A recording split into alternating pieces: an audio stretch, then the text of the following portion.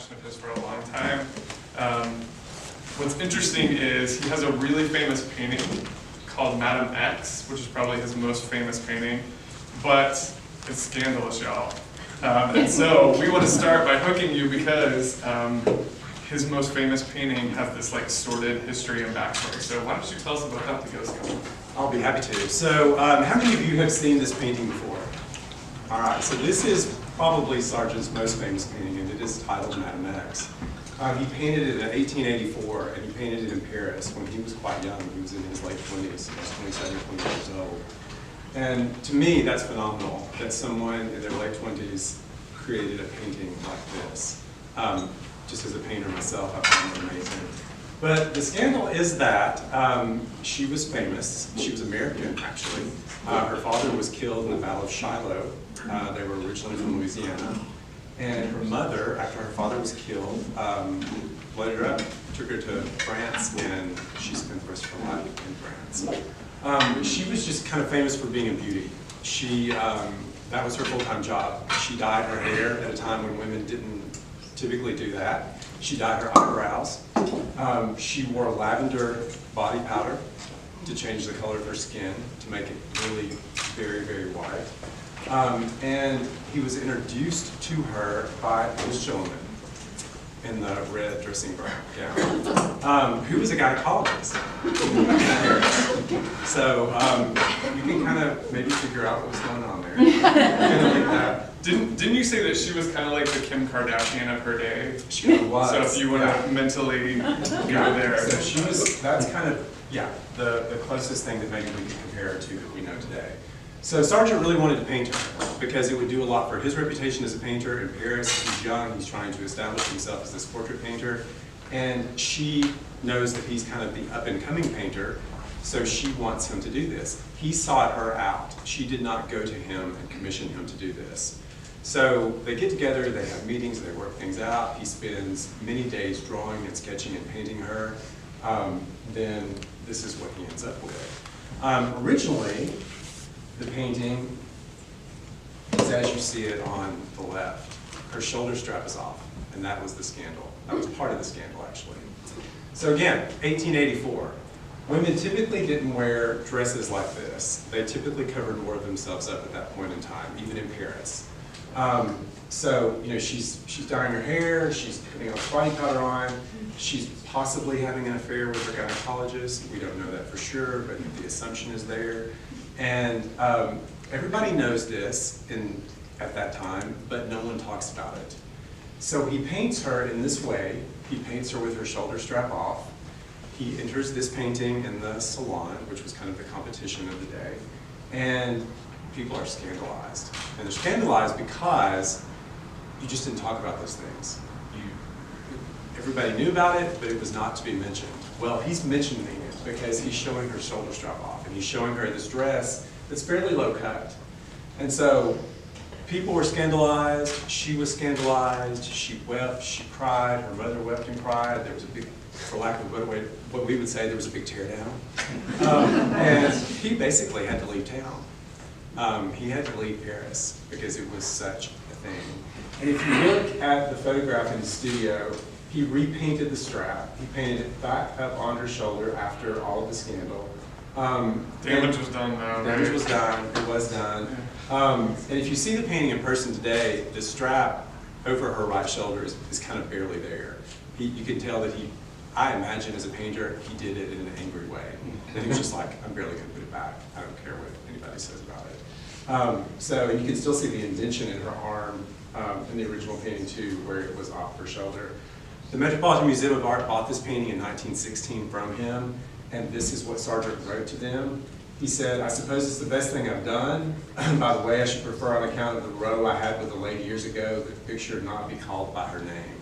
So it was called Madam X. And she also, at the time, did not want her name on the painting. So it's always been referred to in that way. So, scandal. I mean, 1884 scandal, right? I mean, we can only go up from here.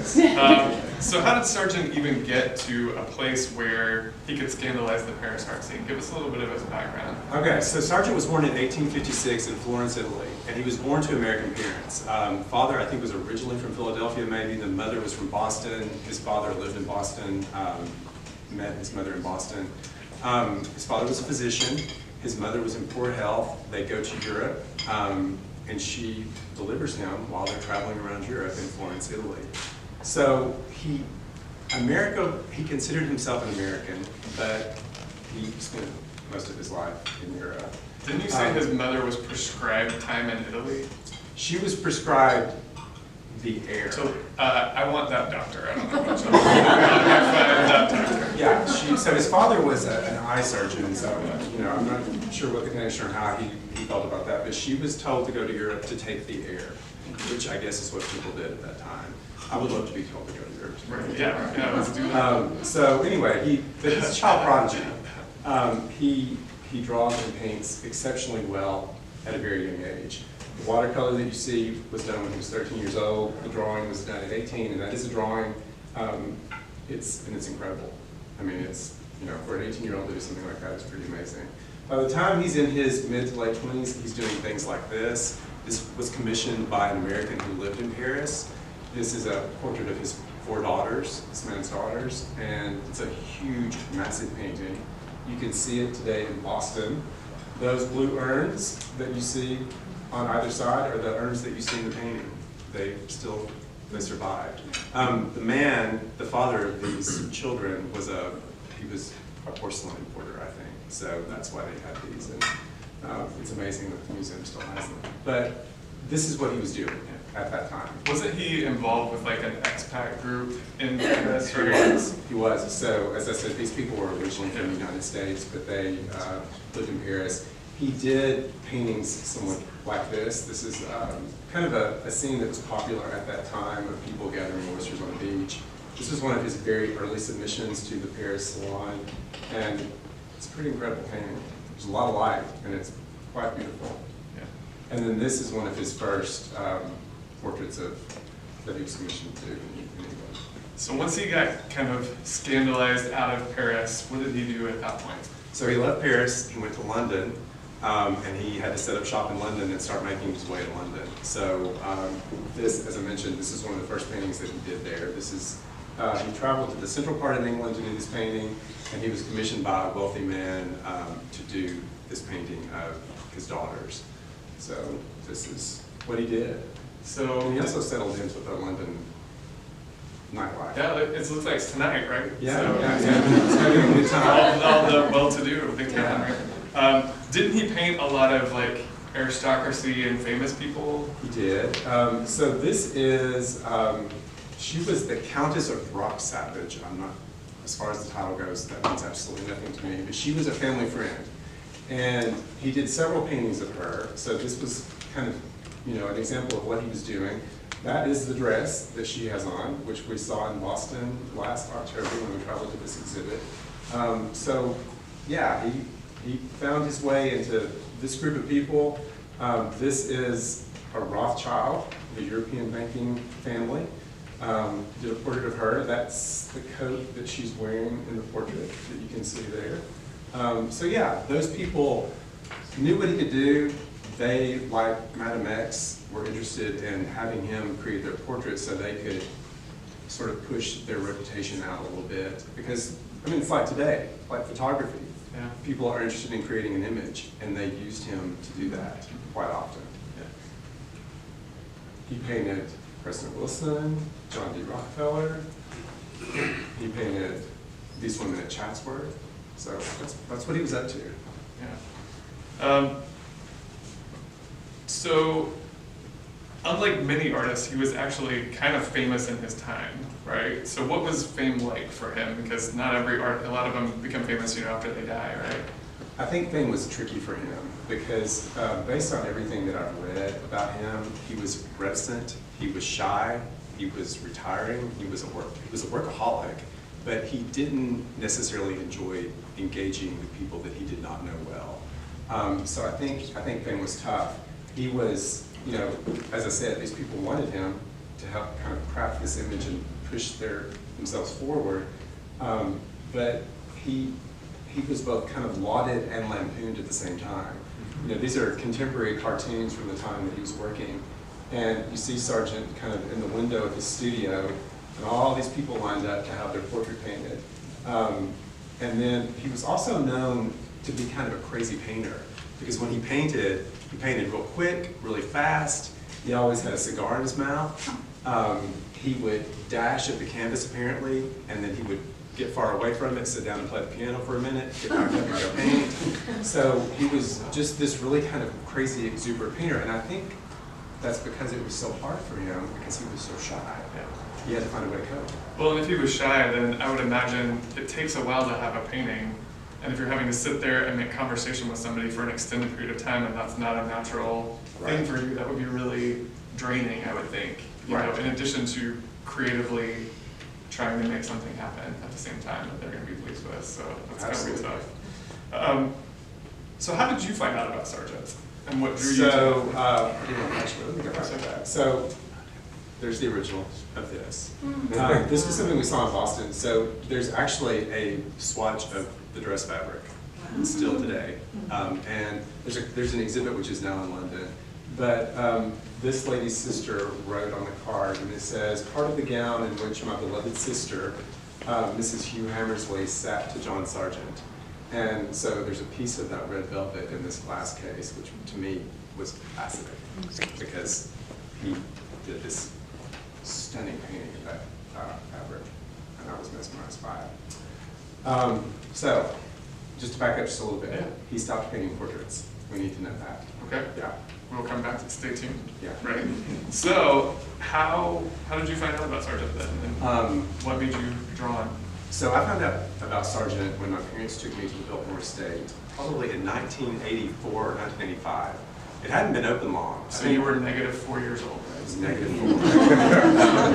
-4. So I was a teenager, and we were going through, and I saw these paintings, and you know, I don't know that I had seen a real honest-to-goodness portrait in oil in person, but I had, of course, seen reproductions of things. And the thing about that painting, I remember thinking, okay, it tells me what the guy looks like, but it also tells me something about him. It tells me about his personality. It tells me about the kind of person that he may have been. You know, we were in this man's house, and if you've been there, you know that it's a pretty incredible house. I think it's fascinating that even at 14 you were so fascinated that you wanted to go research more, and I think all the more why having programs where making art accessible to students at that age, you know, there's a natural curiosity that can happen that can spark a lifelong interest, which is so important.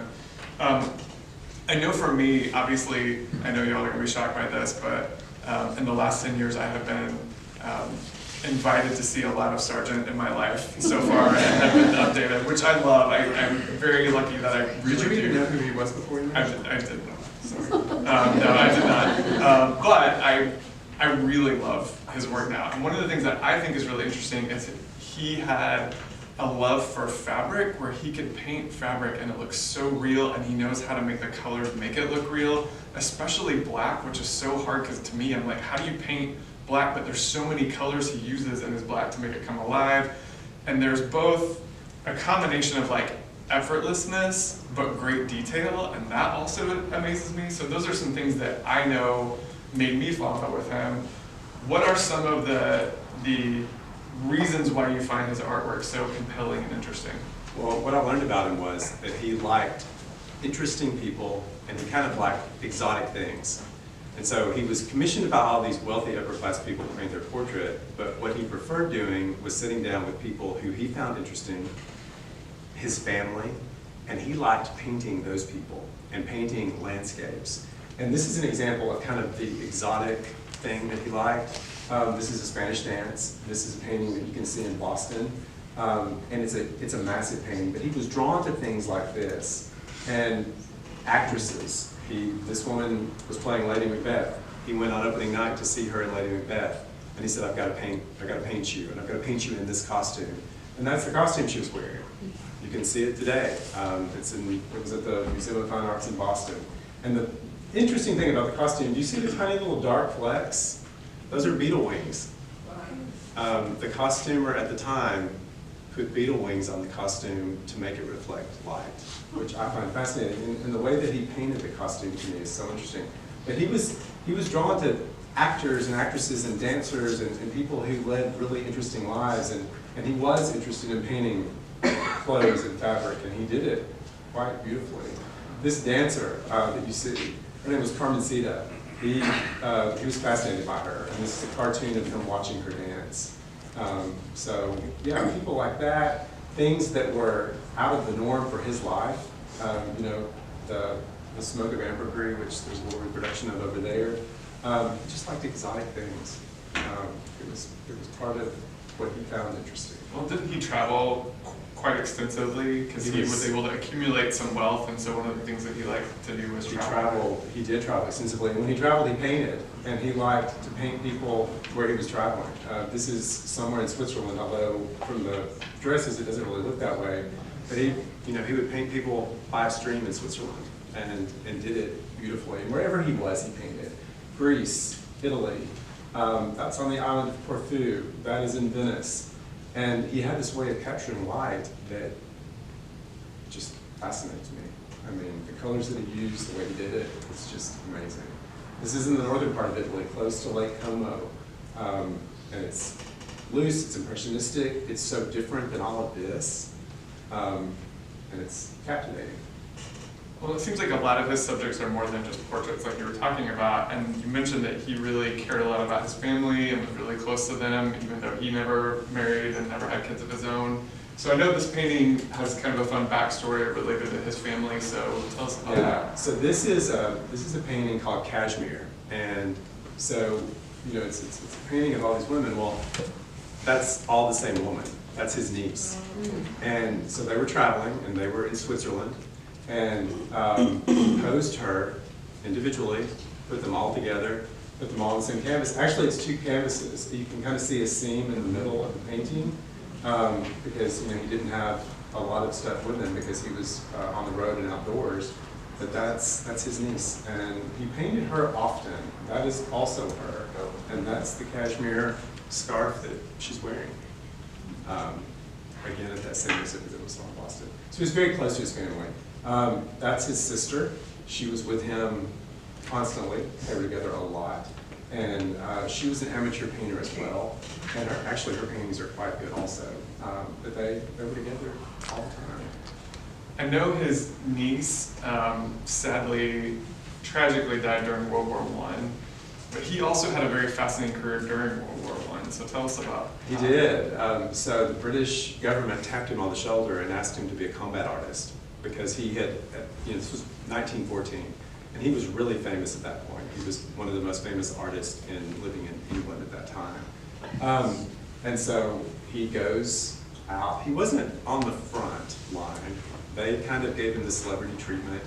He was in a bed, and he was getting good food and all of that stuff. They're trying to garner support through his paintings, Yes. right back at home from the war effort. Exactly. So of course they wanted him to enjoy this process. But I found this quite fascinating and really interesting because it tells you a lot about who he was and his take on things at the time. That he thought because it was Sunday, there wouldn't be any Just fire. gonna take a break. Yeah, take a break. So that's the world that he lived in, which would be a great world to live in, right? And he was able to. So so he becomes a combat artist. He goes out. He paints these really very interesting pictures of World War I. This is called The Arrival of the Americans. And you can see the American troops on the left with their shiny guns and their shiny hats, and you see the British troops on the right who have been fighting for a while, and you can definitely see a difference in the two. But it's also, again, it's that loose impressionistic quality that is so different from everything else that he was doing in his portraits, and that he did in his portraits, which I find just fascinating. So, more examples of that work there. And this painting, so you can't tell from this. This painting is enormous. It's huge, and they had this painting at the Frist in Nashville, and I got to see it, and I was stunned and mesmerized and looked at it for a very long time because there's so much detail in it. But this is Gast, and it's him painting people that have been blinded by mustard gas, and they're having to be led with each other. And then you can't really see it from here, but in the background on the left, there's just people out on the beach playing soccer, and like the world is moving on and continue to do things, but there's these men that have been really impacted by war in such a powerful way. And the juxtaposition of that and just the painting itself, I just really fell in love with it. And this is from the time when he was at the front as well. Well, it seems like a lot of his war paintings were painted outdoors. You know, we mentioned the Plein Air Festival, which just means painting outside, right? So did Sargent do this quite a bit? Yeah, he did. I mean, there are photographs that have been looping, and tons of photographs of him painting outdoors. There's his easel. You can see that he liked to use a lot of paint. He wasn't skippy with his paint. He put a lot of paint out, and he put a lot of paint on his canvas. These reproductions, don't look closely at them. I saw you looking at that painting particularly. I didn't use the paint on them. I used house paint from Lowe's on these, actually. But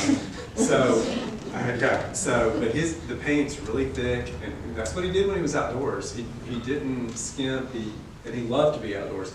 And that's, again, another thing that fascinates me about him. There's these complex contradictions of what he did with all of these portraits that he's so famous for.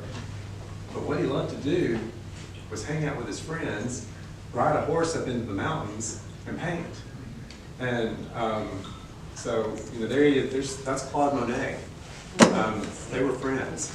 They spent time together. And there he is painting Monet, who's painting, and that's Monet's wife. That's what he loved to do. And this is him painting that painting on the left. So, there's actually a few more examples of that. This is a painting that he's doing of a waterfall, and there's the painting. What other types of painting did he do besides, you know, plein air and such? He was a beautiful watercolor painter. I think he, you know, watercolors to me, I'm an amateur watercolor painter. And this is a quote by Andy Warhol, which I love because it's so true. And I can hear Andy Warhol saying this because I've seen Andy Warhol on TV. You know, I can hear his voice saying this. Sargent's watercolors are just as beautiful as his portraits. They're actually better, aren't they? Because watercolors are so hard to do. Any of you ever tried to paint a watercolor? Hands up if you have. Anybody have success? Anybody have failure? Yeah, watercolors are so incredibly difficult to do, and he was such an amazing watercolor painter. If you know anything at all about watercolor, that's really tough to do. And it's beautiful. We can maybe figure out a time of day. It's this simple subject. It's laundry hanging on a line, but it is so gorgeous. This simple building on the island of Corfu with the shadows of these olive trees, stunning painting. It's loose, it's free, it's there, and you know, they're just fascinating to me. A fisherman, for the president of our board, he's an avid fisherman himself. You know, and he gets detail with it. They're loose, but he also achieves this quality of detail. This encampment, smoke coming up off this fire. Reflections of water, these alligators. This is one of my favorites. This was painted in Florida. This was at Vizcaya in Miami.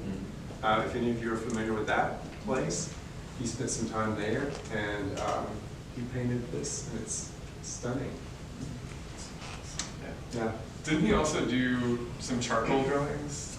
And murals. He did murals, yeah. So the last part of his life, he really kind of focused on mural work, and his mural work is in Boston. So if you go to the Boston Public Library and the Boston Museum of Fine Arts, you'll see his murals. And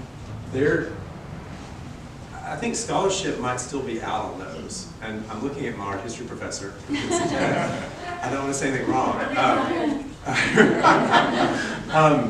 But I think they're incredible.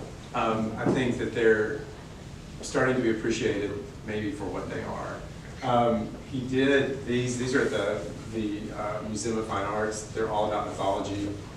These are from the Boston Public Library. They're all about the triumph of religion. And these were actually really controversial.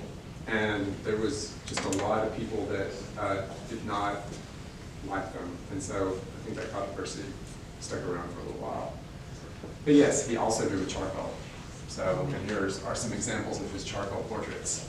He wouldn't, I think I told you he retired from portrait painting in 1907, but he would do these charcoal drawings. Do we have to go far away? Do we have to go overseas? I know, wasn't Boston his hometown because his family was there, so a lot of it's there. Right, so a lot of things in Boston. You can go to Biltmore, 4 hours away. I think there are 7 Sargents at Biltmore because George Vanderbilt had him paint the architect, the landscape architect, a portrait of himself, and then various and sundry family members. So that's pretty close. Not necessarily favorite paintings or best paintings, anything like that, but things come through the frisk occasionally.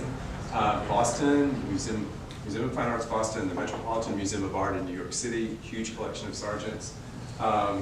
London, lots of Sargents in London because he lived there for so long. But Boston is kind of the big repository.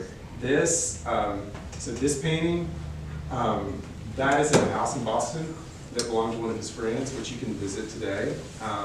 We actually tracked the chair down that the woman is sitting in. And I was always fascinated by this painting because there was a big dab of white paint on the arm of the chair and I couldn't figure it out. And what I realized is there's metal in the arm of the chair, so he was painting the reflection. So yeah, you can go to places like that. Rome.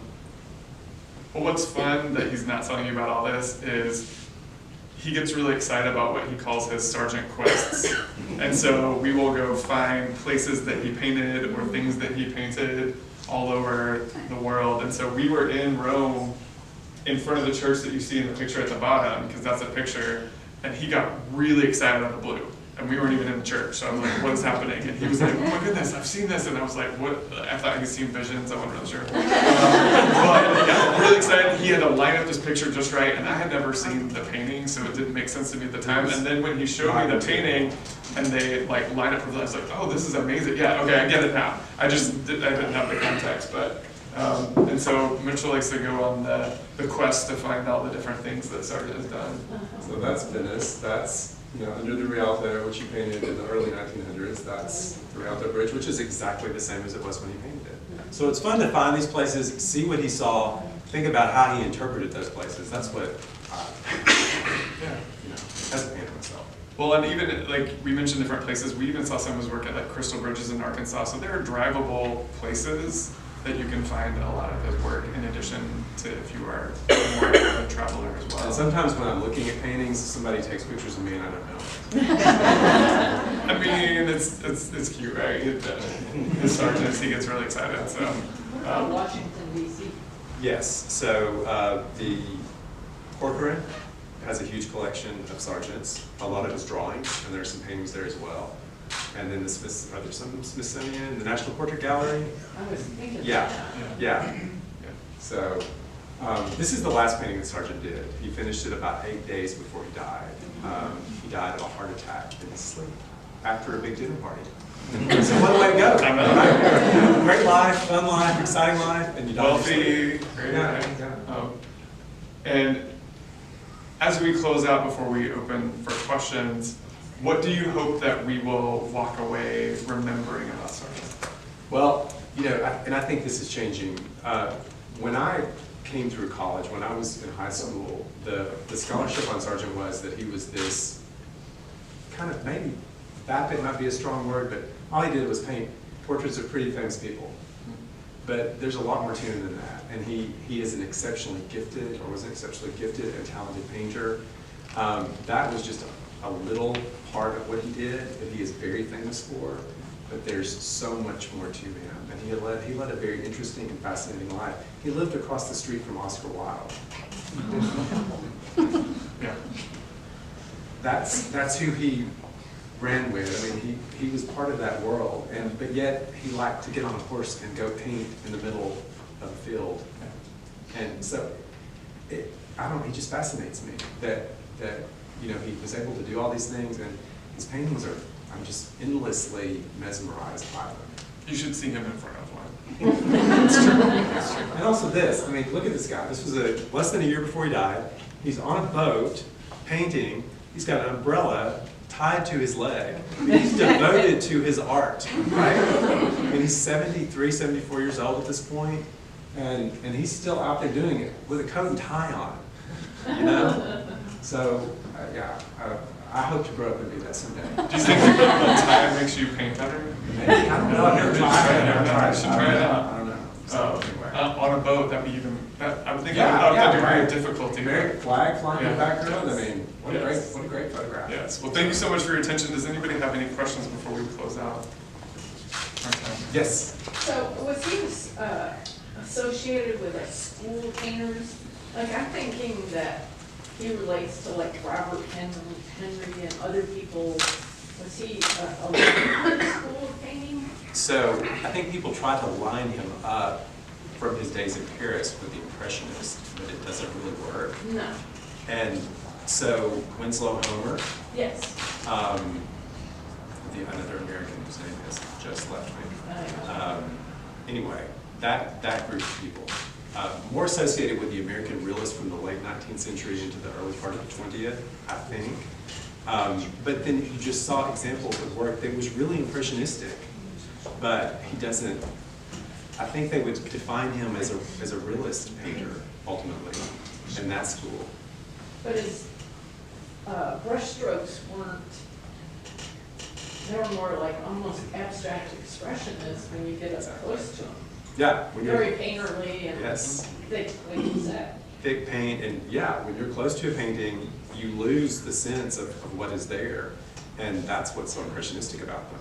Right. So and yet another thing that's interesting about him to me, that he does sort of defy being defined by any of those schools that fall within that time period from 1850 to 1925. So did he study with anyone, or is this all? He did. He studied in Paris with a guy named Carlos Duran, who was like the preeminent painter in Paris in the 1860s and 70s, and into the 80s, and then Sargent eclipsed him and then left. So Duran painted a lot of murals in the Louvre, in the apartments, the Napoleon apartments in the Louvre, and Sargent was his student at that time, and Sargent helped him paint a lot of the ceiling murals in the Louvre when he was studying with him. I find it interesting that he considered himself an American when he lived and painted and studied overseas so much. He turned down knighthood from Edward VII. He turned down a royal portrait commission from Edward VII because he was not a British subject, and he didn't want to be thought of as a British subject. He liked the fact that he was an American, which is also so cool.